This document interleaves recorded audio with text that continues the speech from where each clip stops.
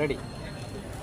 আসসালামু আলাইকুম, আমার নাম শারমিন আক্তার, দেশের বাড়ি বরগুনা ডিস্ট্রিক্ট বরগুনাই। আমার বাবা মা খুব গরিব। আমি গার্মেন্টসে চাকরি করি, ঢাকায় আসি 2000 ছোটো থেকেই থাকি, কিন্তু চাকরি করি 2014 সাল থেকে। তারপর 18 সালে আমার বিয়ে হয়, একজনের সাথে পরিচয় হয়।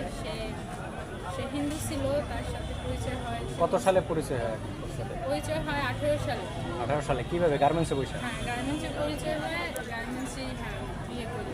মানে কিছুদিনের ভিতরে আমরা বিয়ে করি, সে মুসলমান হয়। তারপরে সংসার জীবন চললো, 25 সালে সংসার জীবন শেষ, সে পরবর্তী আসলো।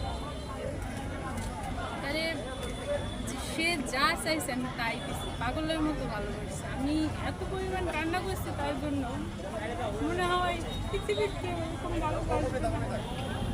কিন্তু সে আমার খুব বাজেভাবে ঠকাইছে।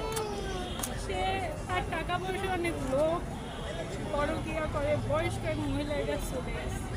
আমার একটা বাচ্চা আছে 5 বছর, একটা ঈদ গেছে, রমজানের গেছে, একটা সুতাও কিনে দেয় না। কোরবানিতে আসছে, একটা ফোন দিয়েও খোঁজ নেয় না। ডিভোর্স হয়েছে রানিং 2 মাস। সে এখন ভালোই আছে, আর আমার জীবন চলতেছে এইভাবে।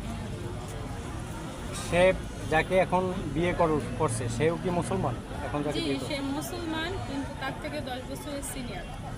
আর মানে সে সাভারের স্থানীয় মহিলা, বয়স্ক, তারও স্বামী আছে আর তারও বউ আছে। মানে তারা খুব একটা ভালো পরিবেশের মানুষ না। তা ওই মহিলার স্বামীর কি ডিভোর্স হয় নাই?